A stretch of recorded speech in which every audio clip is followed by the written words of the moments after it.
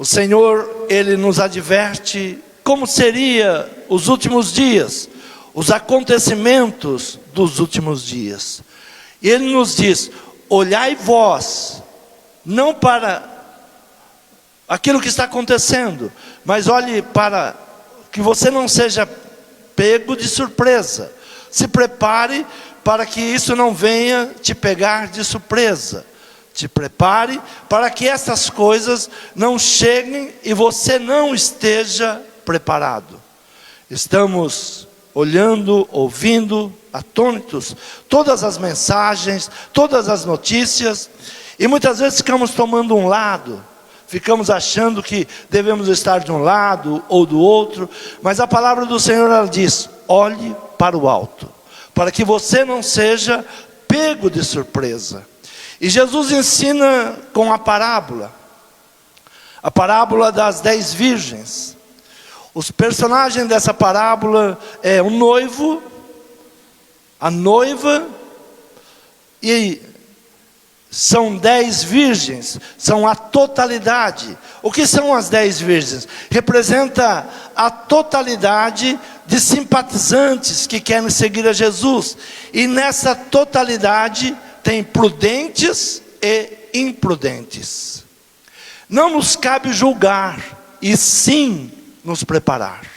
A palavra não está dizendo: olha, julgue, procura quem é imprudente.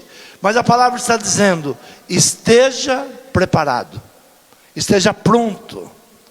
5 virgens prudentes, sensatas, são aquelas que ouvem o Evangelho, se convertem, creem e se arrependem dos seus pecados.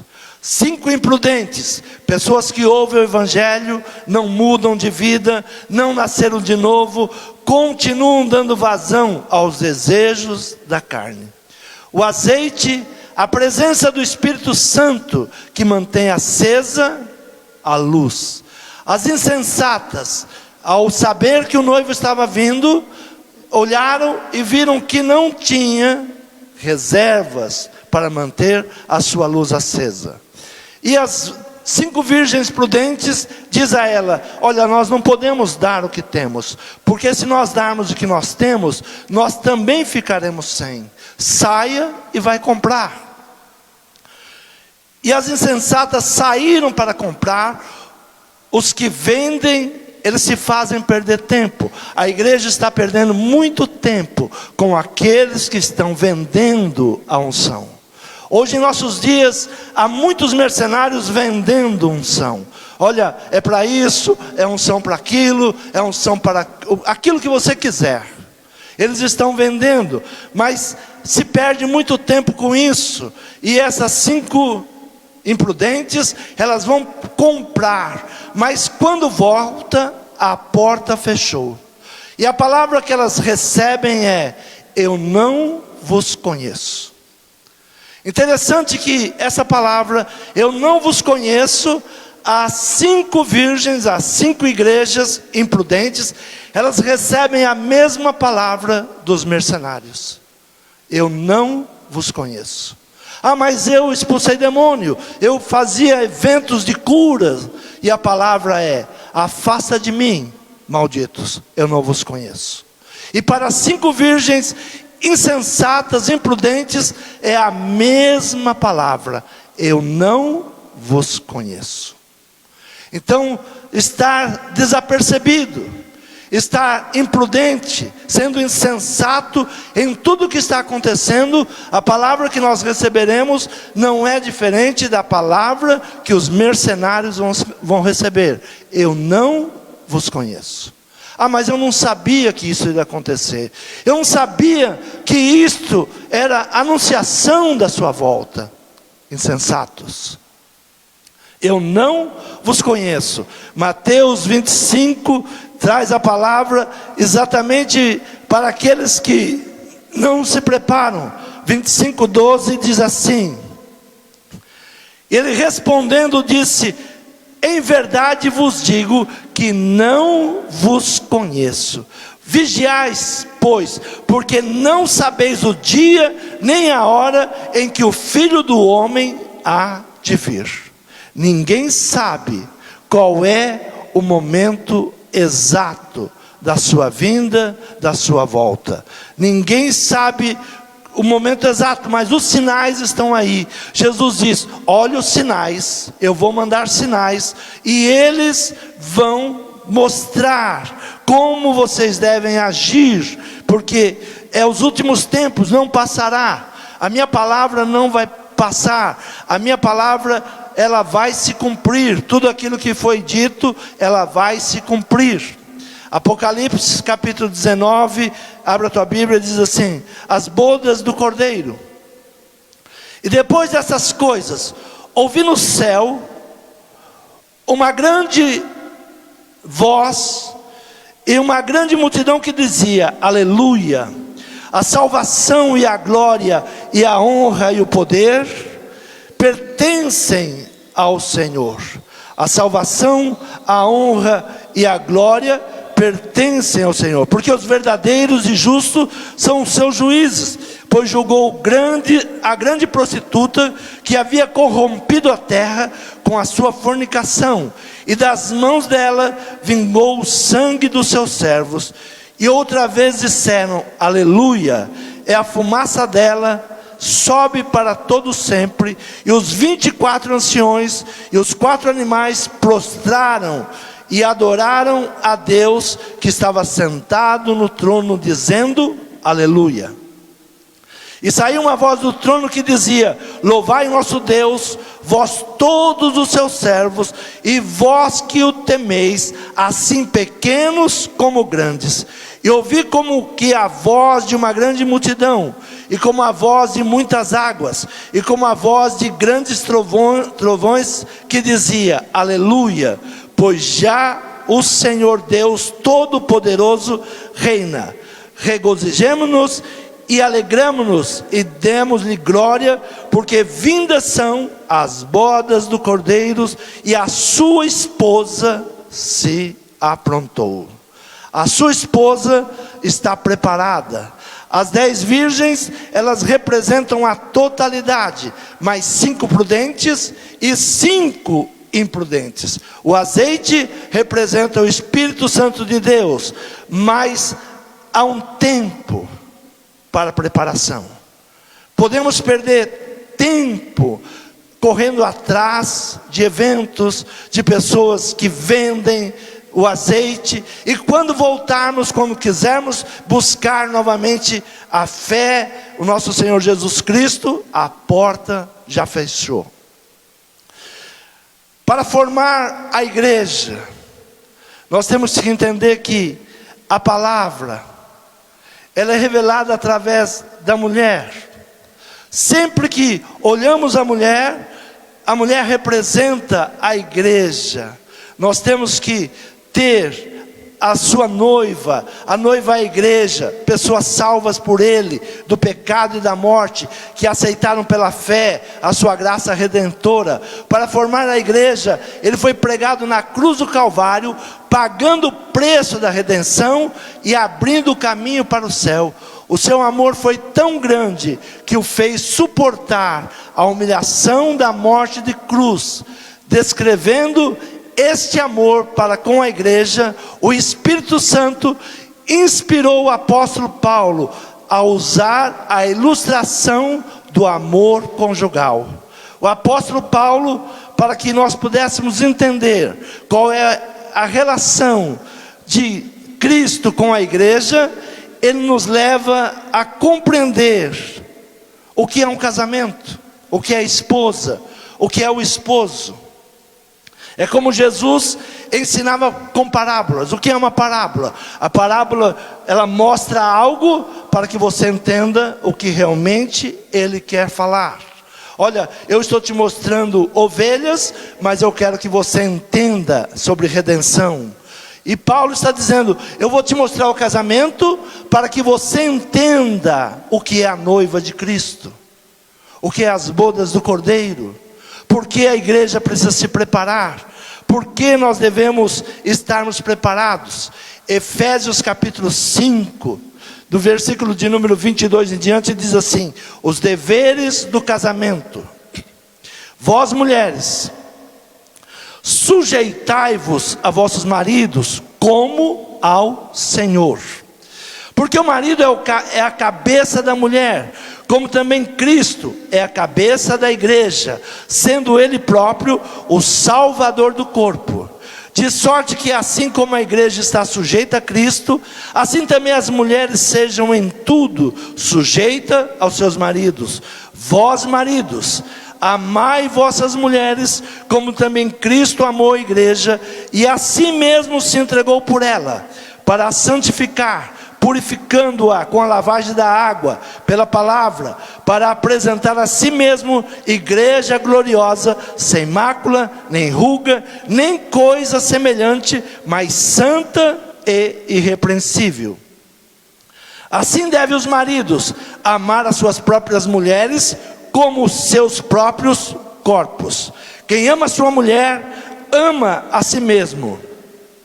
Porque nunca ninguém odiou a sua própria carne, antes a alimenta e sustenta, como também o Senhor a igreja. Porque somos membros do corpo da sua carne e dos seus ossos. Por isso deixará o homem seu pai e sua mãe, e se unirá à sua mulher, e serão dois numa carne. Grande é este mistério. Digo, porém, a respeito de Cristo e da igreja. Assim também vós, cada um em particular, ame a sua própria mulher como a si mesmo, e a mulher reverencie o marido. Paulo diz: grande é este mistério. O que Paulo está apresentando? Um grande mistério. O que Paulo está mostrando? Olha, como deve ser o casamento, como a mulher deve se portar, como o homem deve se portar no casamento. E ele diz: assim é a igreja com Cristo. A igreja de Cristo, ela deve se portar desta maneira. Apocalipse 19:11 diz: virá num cavalo branco, fiel e verdadeiro. Como que Jesus vem buscar a sua igreja? Num cavalo branco, fiel e verdadeiro. Qual o sonho de uma mulher ao se casar? Que o seu marido seja um príncipe, que venha buscá-la num cavalo branco. Então, está mostrando uma parábola, está mostrando: olha, isto é igual a isto, e esmagará com seus pés o poder do falso profeta e a besta. A igreja é a noiva de Cristo. A igreja é a noiva de Cristo. Não podemos tratar a igreja de qualquer maneira. Não podemos adulterar a igreja. Não podemos manchar a igreja. Nós temos que cuidar da igreja que somos nós. Não pode ter adultérios, não pode ter mentiras, não pode ter falsidade, não pode ter idolatria. Não podemos amar outro marido, não podemos amar outra igreja. Desde o jardim, a mulher é o símbolo da igreja. Quando começou esse símbolo? Lá no jardim. Desde Eva já é o símbolo da igreja. Abra a tua Bíblia em Gênesis capítulo 2, versículo de número 18. E disse o Senhor Deus: não é bom que o homem esteja só, far-lhe-ei uma ajudadora idônea para ele. Havendo, pois, o Senhor Deus formado a terra, todo animal do campo, toda ave do céu, os trouxe a Adão para este ver como lhe chamaria. E tudo que Adão chamou a toda alma vivente, isso foi o seu nome. Adão pôs o nome a todo gado, às aves do céu, a todo animal do campo, mas para o homem não se achava ajudadora idônea. Então o Senhor fez cair um sono pesado sobre Adão, e este adormeceu, e tomou das suas costelas, e cerrou a carne em seu lugar, e da costela que o Senhor tomou do homem, formou uma mulher, e trouxe-a a Adão, e disse: Adão, esta agora é osso dos meus ossos, e carne da minha carne, e será chamada mulher, porquanto do homem foi tomada, portanto deixará o homem o seu pai e a sua mãe, apegar-se-á à sua mulher, e serão ambos uma só carne. Foi feita para ser ajudadora, como símbolo da igreja, é a esposa de Adão, e Jesus Cristo, agora ele traz a nova igreja. Eva, que foi formada, saiu do lado ferido de Adão, da sua costela. A igreja, ela teve a sua origem no sofrimento de Jesus, que literalmente foi transpassado por uma lança. Eva foi tirada da costela de Adão durante um sono profundo. O sono representa a morte de Jesus, a igreja que nasceu do sofrimento do noivo. Quem é Eva? A igreja que nasceu do sofrimento do noivo. Nós somos a igreja que nasceu do sofrimento do noivo. Nós somos a igreja que fazemos parte do noivo. Nós não podemos nos desligar do noivo. Nós somos parte dele. Nós somos a igreja que foi tirada do sofrimento do noivo. A igreja que nasceu do sofrimento do noivo. Então a primeira igreja representada numa mulher é Eva, a igreja que nasceu do sofrimento do noivo. Abra tua Bíblia agora em Gênesis 24, versículo de número 1, diz assim: e era Abraão já velho e adiantado em idade, e o Senhor havia abençoado Abraão em tudo. Abraão agora está muito próspero. O Senhor prosperou a vida dele. O Senhor deu a ele Isaque como filho. E chega o tempo agora que o seu filho, ele precisa se casar. E Abraão chama Eliezer e diz: olha, vá procurar ao meu filho uma esposa. Vá buscar para ela uma esposa. A chamada de Rebeca é associada à bênção. Abraão foi abençoado muitíssimo por Deus e passou tudo a Isaque, que procurava uma esposa. Rebeca era convidada para ocupar esse lugar, ser dona daquela riqueza, porém nunca tinha visto Isaque nem os seus bens. Precisava crer nas informações do servo. O que ela precisava? Ela ouviu: olha, o meu Senhor, Ele é próspero, Ele tem um reino.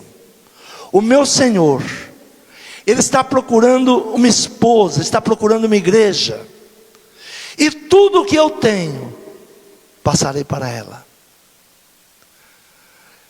E ela agora, ela precisa tomar uma decisão. Rebeca é a igreja da decisão. Junto com a sua família. Sua família diz: ela vai decidir se ela quer ir ou não.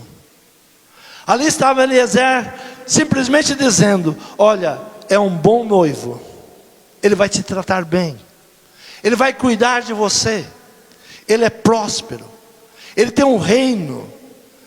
E ela agora tem que decidir se ela vai ou não. Nós somos a igreja da decisão. Nós ouvimos o Espírito Santo de Deus falar: foi por você que eu morri. Eu dei a minha vida para que você tivesse vida. Nós somos a igreja Rebeca, que precisa tomar uma decisão.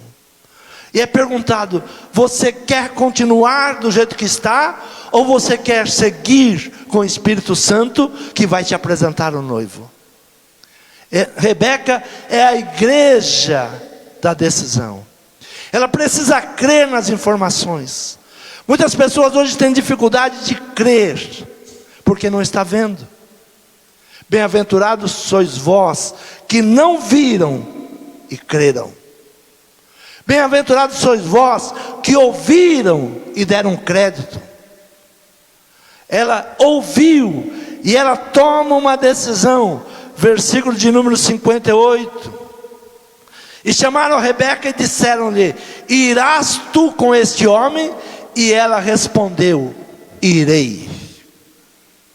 Você vai com este homem a uma promessa. O que nós temos hoje? Uma promessa de vida eterna. Mas é necessário ser a igreja da decisão.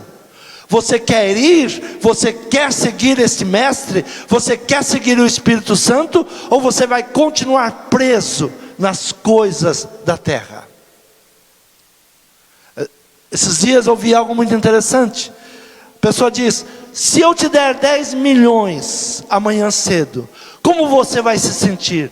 Muito feliz. Eu vou gastar, eu vou viajar, eu vou realizar todos os meus sonhos.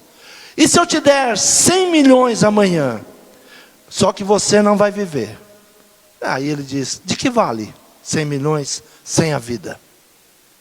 E é exatamente isso que nós precisamos decidir.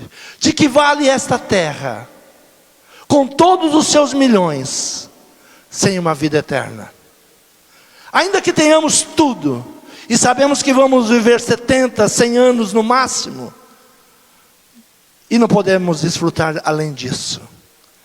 Ou crer na vida eterna que o Senhor está nos prometendo, ou crer na promessa. Rebeca é a igreja que ouviu, deu crédito e disse: eu irei. Não conhecia o noivo. Nós não conhecemos Jesus face a face. Um dia o veremos. E o Espírito Santo é que está nos guiando para isso. Vem comigo que você vai ver Ele face a face.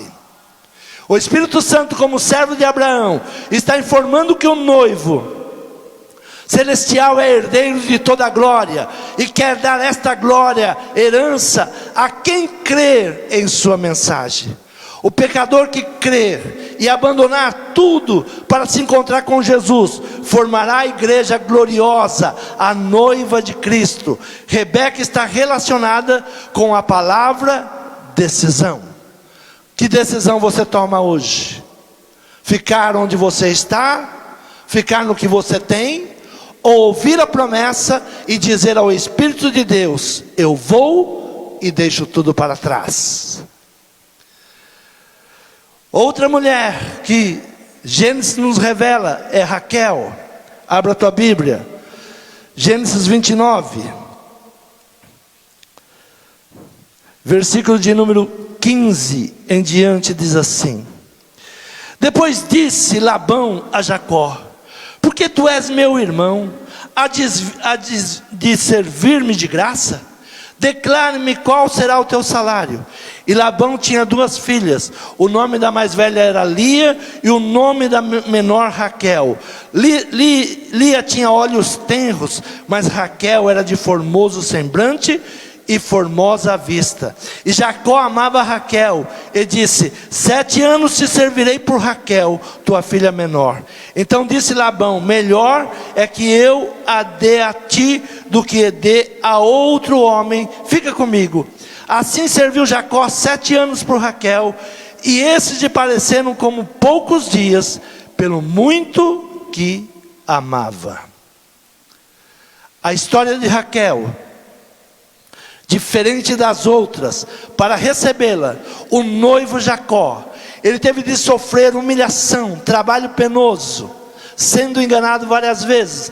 Cristo, sendo rico, por amor de nós, se fez pobre, humilhou-se como servo, para nos dar a sua graça, para nos dar a sua graça. Ele trabalhou, Jacó trabalhou pelo amor de Raquel. Jesus, ele se humilhou por nós. Nós não éramos merecedores, não éramos nós, não era o nosso tempo, gentios. Mas Jacó, ele trabalhou para esta noiva. Jesus Cristo amou a sua igreja, e é para realizar os seus propósitos, teve de enfrentar o sofrimento, receber o castigo exigido, para finalmente levar para si a noiva gloriosa. Raquel inspira o reconhecimento deste amor. O noivo, ele se humilhou. O noivo se mostrou pobre, servo, para ganhar este amor. Então Raquel nos inspira a reconhecer o trabalho do nosso Senhor Jesus Cristo na cruz. A sua humilhação foi por nós, que não éramos a noiva. Nós não éramos a prometida. Nós somos a noiva Raquel, que não era para ser, mas Ele olhou para nós e nos achou formosa, desejou, pagou um alto preço para que nós fôssemos a sua igreja gloriosa. Somos a igreja Raquel, que não era para ser, mas Ele pagou um alto preço. Ele te comprou com o seu próprio sangue. Ele deu a sua vida para que nós tivéssemos vida e vida em abundância. Outra mulher que a história revela é a Zenate. É diferente de Rebeca, que teve que decidir. Rebeca ilustra a parte que temos a salvação pela fé e a decisão. Somos diferentes de Raquel, que o noivo foi buscá-la, escolheu. E a Zenate ilustra a parte que temos pela soberania de Deus. Eu vos escolhi desde o ventre da sua mãe. A Zenate, a esposa que Faraó entrega a José. José era agora governante no Egito, e Faraó diz: eu vou te dar uma esposa, eu vou te preparar uma esposa. E esta era Zenate, e casada com José, ela deu a ele 2 filhos, cujo nome expressam nossa vida de união em Cristo. Abra a tua Bíblia, Gênesis 41, versículo de número 50 ao 52. E nasceram a José 2 filhos, antes que viesse um ano de fome, que lhe deu a Zenate, filha de Potifera, sacerdote de On, e chamou José o nome do primogênito Manassés, porque disse: Deus me fez esquecer de todo o meu trabalho e de toda a casa do meu pai. E o nome do segundo chamou Efraim, porque disse: Deus me fez crescer na terra da minha aflição. Manassés, que me faz esquecer, eu prossigo para o alvo. Quando eu me esqueço da casa do meu pai, quando eu me esqueço dos problemas, quando eu me esqueço do mundo terreno, o Senhor cura minha alma. Os resultados de um casamento que a soberania de Deus te oferece é para cura. Ela vai te dar filhos para que haja cura. Manassés, que faz esquecer, que me fez esquecer. E o segundo filho, Efraim, duplamente frutífero. Somos mais que vencedores por aquele que nos amou. A história de Zenate fala Deus no comando. Quando a igreja entende que ela não vai saber escolher, que ela está numa terra estranha, e que Deus vai providenciar, Deus te dará o melhor, Deus fará o melhor, Deus vai trazer a cura, Deus vai trazer a mudança, Deus vai trazer a prosperidade, Deus vai trazer o esquecimento do teu sofrimento, e vai te fazer frutífero. Deus no comando. Outra mulher que representa a igreja é Ruth. Ruth precisa de um remedor. Saiu com a sua sogra, com a sua família, está numa terra estranha, e ali Noemi perde os seus 2 filhos, e ela agora está viúva, e a sua sogra viúva também. A igreja que está sem Cristo, a igreja da totalidade, que não conhece o noivo, que perdeu alegria pela vida. A herança do seu falecido marido estava empenhada e era necessário que um preço fosse pago para reaver a herança. Eles deixaram a sua terra, foram para uma terra estranha, e agora Noemi volta novamente para a sua terra. Só que tudo aquilo que a sua família possuía já não pertence mais a eles, está na mão de outras pessoas. Livro de Ruth, capítulo 1, versículo 16, diz assim: disse porém Ruth: não me instes para que te abandone e deixe de te seguir, porque onde quer que tu fores, irei eu, e onde quer que pousares, ali pousarei eu. O teu povo é o meu povo, o teu Deus é o meu Deus, e onde quer que morreres, morrerei eu, ali serei sepultada. Faça-me assim o Senhor, e outro tanto, se outra coisa que não seja a morte me separar de ti. Ruth é a igreja fiel, que não abandona por nada. Mesmo no sofrimento, ela está firme. O que mais afasta pessoas hoje da igreja é o sofrimento. Se venderam muita prosperidade, e a prosperidade é de Deus. Se venderam muita sabedoria, sabedoria de Deus. Mas há mercenários vendendo aquilo que não vem de Deus. Por isso chegará aquele dia que a palavra será: eu não vos conheço. Eu não te dei isso para vender, porque é de graça, é pela graça. Vinde a mim, comprai água.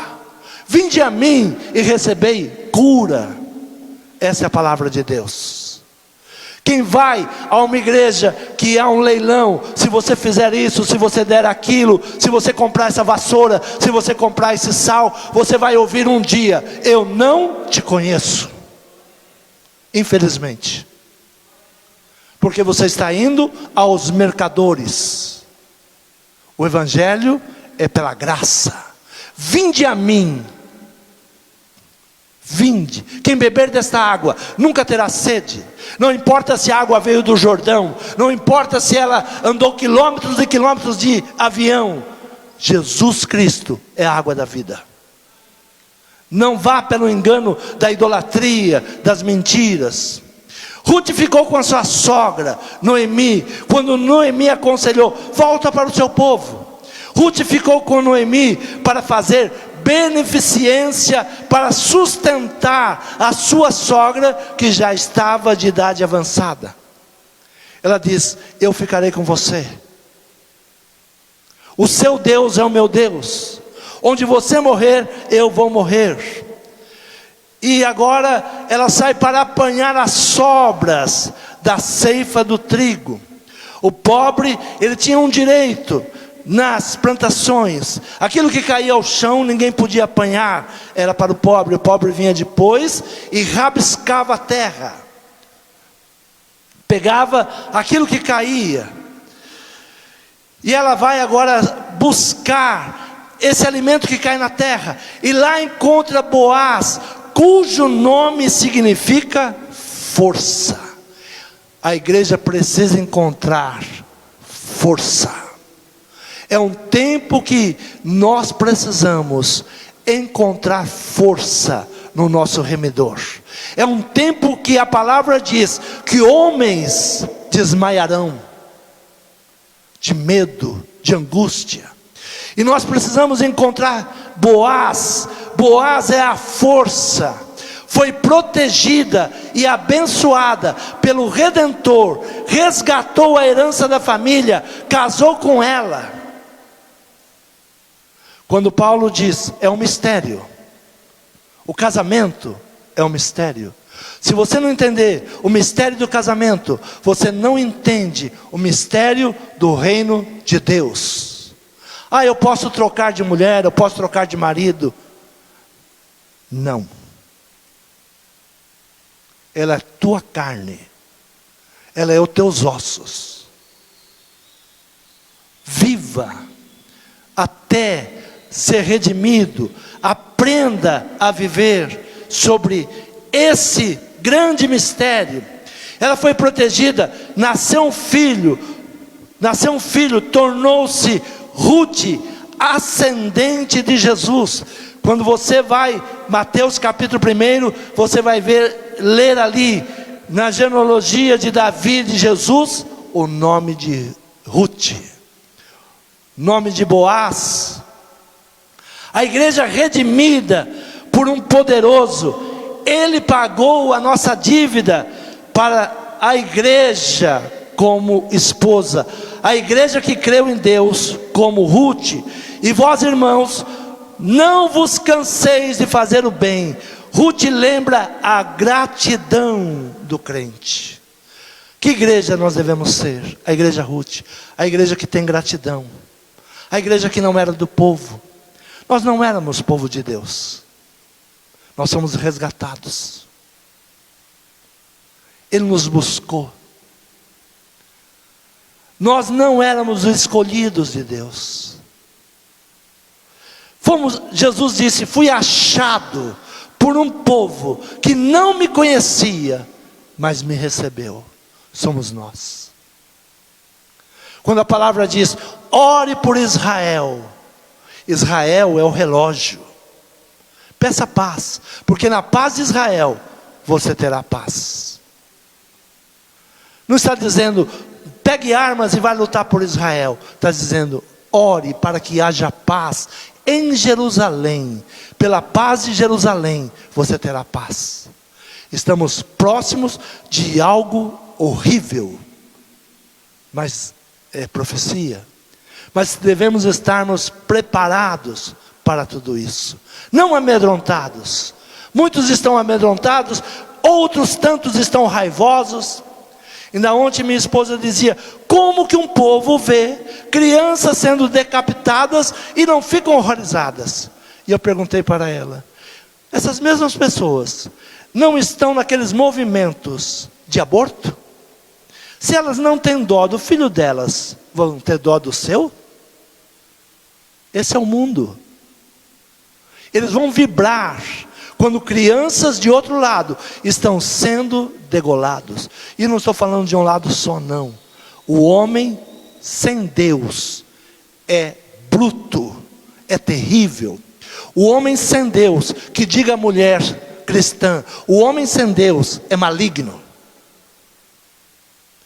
A mulher sem Deus é maligna, é terrível. Se o homem tem Cristo e a mulher não tem, é um sofrimento. Então vós, irmãos, não vos canseis de fazer o bem. Ruth lembra a gratidão do crente. Eu não era merecedor, eu não sou merecedor, mas Cristo deu a sua vida por mim. Jesus entregou a sua vida por mim. Ele me resgatou, Ele me redimiu. Devia um alto preço, Ele pagou esse alto preço. Ele não perguntou nada. Ele foi lá e disse: qual é o preço? O preço é teu sangue, é o preço de é o sangue de um justo. E o céu pergunta: a quem enviaremos para tamanha missão? E não havia ninguém que pudesse abrir o selo. E o filho diz: envia-me a mim, eu irei, eu darei a minha vida por esta igreja. Nós somos a igreja que não merecia, mas Ele deu a sua vida por nós. Nós, no mínimo, temos que ter a gratidão pelo remidor. Nós estamos entrando 2024, o ano da redenção. Estamos buscando a libertação em Cristo. Outra mulher que representa a igreja, Abigail, 1 Samuel, capítulo de número 25, versículo de número 30 em diante, diz assim: e há de ser que, usando o Senhor como meu Senhor, conforme a todo bem que já tem falado de ti, e te houver estabelecido príncipe sobre Israel, então, meu Senhor, não te será por tropeço, nem por pesar no coração, o sangue que sem causa derramaste, nem tampouco por ter se vingado o meu Senhor a si mesmo. E quando o Senhor fizer bem a meu Senhor, lembra-te então da tua serva, Então Davi disse a Abigail: bendito o Senhor Deus de Israel, que hoje te enviou ao meu encontro. Bendito seja o Deus de Israel, que hoje te enviou ao meu encontro. Davi, ele tinha ajudado Nabal muitas vezes, protegido a sua fazenda, protegido os seus servos, protegido o seu gado. E quando ele pede uma ajuda, Nabal dá uma resposta chamando ele de vagabundo. Davi ficou indignado e resolveu tomar vingança e marchou para destruir Nabal. Aí Abigail, mulher de bom entendimento e formosa, que pacientemente suportava Nabal, esperando em Deus, e resolveu servir de pacificadora. A igreja, ela não deve tomar posições. A igreja não vai nem para a direita nem para a esquerda. A igreja traz Cristo para a nação. Quando nós entramos em políticas, nós estamos agitando a violência. A igreja tem que ser a igreja pacificadora. A igreja tem que mostrar o perdão. A igreja tem que mostrar o sofrimento de Cristo. A igreja não tem que ficar atacando fulano ou ciclano. A palavra diz: orai por aqueles que estão sobre vocês. Ah, mas é ruim, é terrível, é isso, é aquilo. Ore. A função da igreja é orar. A função da igreja não é tomar posição. A função da igreja não é empunhar bandeiras e sair por um partido. Esse não é o chamado da igreja. Ah, se o povo que se chama pelo meu nome se humilhar e orar, eu sararei a sua terra. Esta é a palavra. Nenhuma vez o Senhor vem e diz: isso, vai, briga, mata o teu inimigo, o teu oponente. Não, ore, ore. O chamado da igreja é oração. Se o meu povo que se chama pelo meu nome se humilhar, a primeira coisa que a igreja tem que ter: humilhar. Somos pecadores, não éramos merecedores. Se eu tivesse no governo, com toda a justiça que eu busco, eu daria emprego para os meus parentes. Ou você não daria? Somos homens carnais. Somos homens levados pelos instintos carnais. O homem sem Deus é terrível. Por isso a igreja, ela deve olhar para essas mulheres. E Paulo diz: grande mistério. A mulher que entende que ela deve ser submissa ao seu marido, que ela deve estar junto com o seu marido, que ela deve apoiar os projetos do seu marido, que ela deve acreditar no seu marido, porque ele é cabeça. As inversões desses valores estão trazendo o tipo de família que nós estamos vivendo. Ah, eu sou uma guerreira. Não, não é não. Você não é sábia. Você não entende a palavra. Você não compreende o que é a palavra. Ah, eu agora, meu marido não quer, eu mesmo vou abrir uma igreja. Contra a palavra. Contra a palavra. Ah, você não aceita pastoras? Aceito, desde que ela esteja junto com o seu marido pastor. Mulher sozinha não é pastora. Mulher sozinha não dirige igreja. Mulher sozinha não toca chofar. Mulher sozinha não usa roupas de homens. Voltem à sabedoria, voltem ao entendimento. Olhe para as mulheres da Bíblia.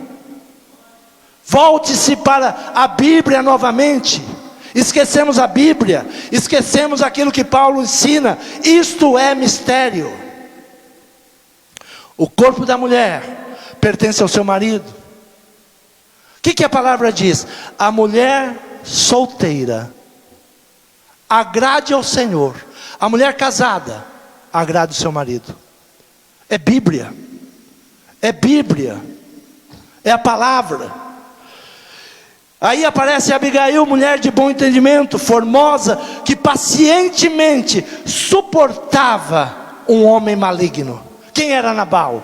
Um homem sem Deus, um homem ingrato. Mas ela suportava. O que é ser suporte? É estar junto, é apoiar. É não permitir que ele sozinho, ele vai para a loucura. Tem homens que sem mulher vão para a loucura. Isso é o suporte. A mulher é o suporte. Quantos homens estão indo para a loucura porque a mulher não entendeu o seu papel? Ela é suporte. A mulher tem equilíbrio. A mulher é pacífica, é pacificadora. Pacientemente suportava Nabal, esperando em Deus, resolveu ser pacificadora. Davi, irado, iria cometer uma imprudência. Quantas mulheres estão instigando o seu marido para a imprudência? Jogando seu marido nas guerras, nas lutas. Abigail lembrou a Davi que ele guerreia a guerra do Senhor. Não guerreia a guerra dos homens, guerreia a guerra do Senhor. Davi ouviu as palavras de Abigail e deixou Nabal nas mãos de Deus. Algo que a igreja precisa aprender: abençoarei os que te abençoarem, e amaldiçoarei os que te amaldiçoarem. Não é você, não sou eu, é Deus.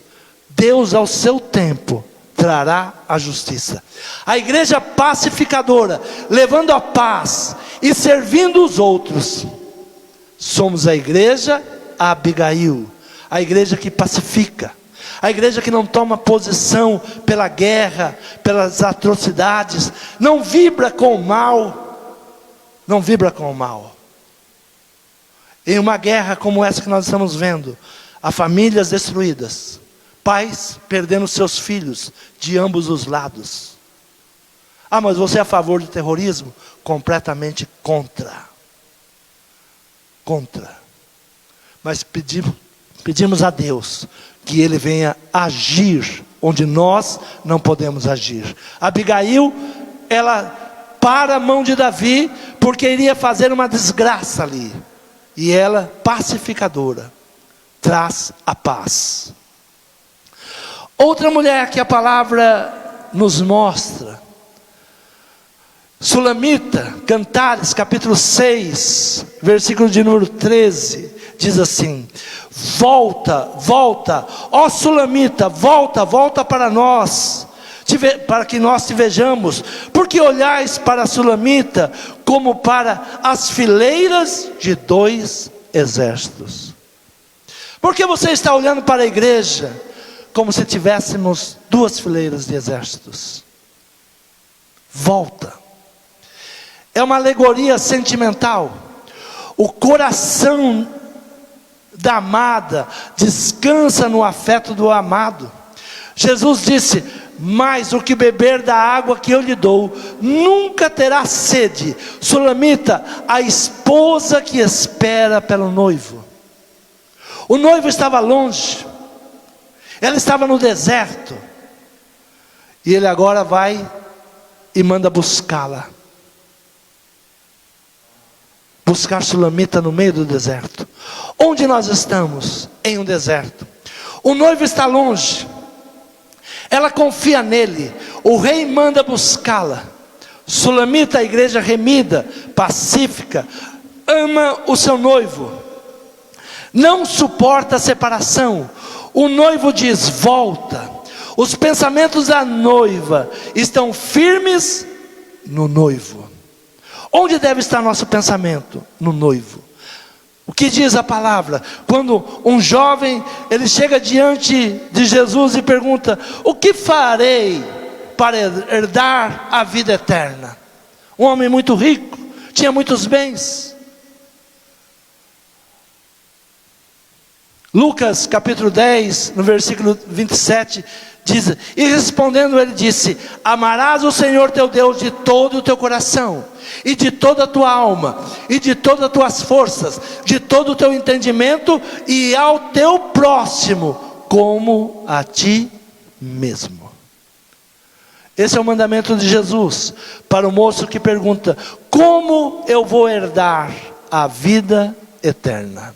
Como eu vou chegar, conquistar a vida eterna? Como eu vou buscar nesta vida eterna. Como vamos conquistar?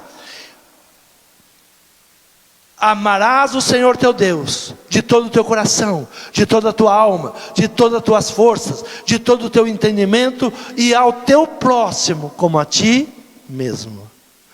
Esta é a igreja sulamita. A igreja que está longe, está no deserto, mas não esquece o seu noivo. Então a igreja está precisando olhar para o casamento, olhar para a mulher, a igreja que nasceu do sofrimento, a igreja da decisão que nasceu de Rebeca, a igreja do reconhecimento do amor, Raquel, a igreja escolhida e separada, Zenate, a igreja devedora que precisou de um remidor, Ruth, a igreja pacificadora, a igreja remida que ama o seu noivo. Qual igreja nós somos? A insensata, que está correndo, está percebendo que o noivo está voltando, e não tem azeite suficiente, está correndo aos mercadores? Ou a igreja que está pronta, está preparada, está dizendo: venha Senhor, venha. A noiva diz ao noivo: vem. Quem é que chama o noivo? A noiva. Só uma noiva preparada pode dizer: venha Senhor. Não são as guerras que vão trazer o noivo, não são os problemas humanos que vão trazer o noivo, é a igreja preparada. A igreja preparada, ela diz ao noivo: volte, eu estou pronta. Nós somos a igreja preparada, precisamos nos preparar. Enquanto é dia, se prepare. Enquanto está apenas ouvindo rumores e guerras, se prepare. Enquanto está vendo terremotos, sinais na lua e no sol, se prepare. Porque a vinda do Senhor está próxima, e as portas vão se fechar. E ainda que você bata na porta agora, Ele vai dizer: eu não vos conheço. Mas a igreja preparada vai ouvir: vinde bendito do meu Pai, para aquilo que eu vos preparei. Venha conhecer o meu reino, venha conhecer o que eu tenho preparado para vocês. Uma igreja gloriosa. Esta é a igreja que nós temos que nos tornar, esta é a igreja que nós temos que ser. Se coloque de pé, fale com Deus nessa manhã, peça ao Senhor sabedoria, ouça, aprenda com as mulheres bíblicas, não aprenda com as mulheres loucas. A televisão rouba o teu tempo, a internet rouba o teu tempo, te apresenta mulheres loucas, mulheres sem entendimento, mulheres que estão se voltando contra o seu marido, mulheres que estão tirando do seu próprio ventre o seu filho, mulheres que estão se alegrando com a degola de bebês, mulheres loucas que empunham bandeiras e saem à marcha por pessoas e por homens, por reinos humanos, e esquecem que aquilo que traz a cura, aquilo que traz a libertação, é a humilhação e oração. Se o povo que se chama pelo meu nome se humilhar e orar, eu sararei a sua terra. A igreja sábia, ela cura a sua terra. Se você não consegue curar o mundo, cura a sua casa, cura a sua família. A igreja Zenate, ela traz cura ao coração de José. Esqueci do passado, agora sou frutífero, agora eu dou resultados. A igreja precisa se levantar com o seu chamado. Olha o grande mistério. Fale com Deus nesse momento. Senhor, te pedimos sabedoria para esse momento, Pai, tão terrível que a humanidade está vivendo. Senhor, sabemos que tudo isso faz parte das profecias, tudo isso são sinais da sua vinda. Mas Senhor, tira as escamas dos nossos olhos, tira, Senhor, o rancor dos corações, que possamos ser a igreja pacífica, pacificadora, que traz oração ao coração do povo, que traz humildade ao coração do povo. Senhor, nos levante nesse lugar, Senhor, como a igreja chamada para o tempo da tua vinda. É o que nós te pedimos e te agradecemos em nome de Jesus. Amém.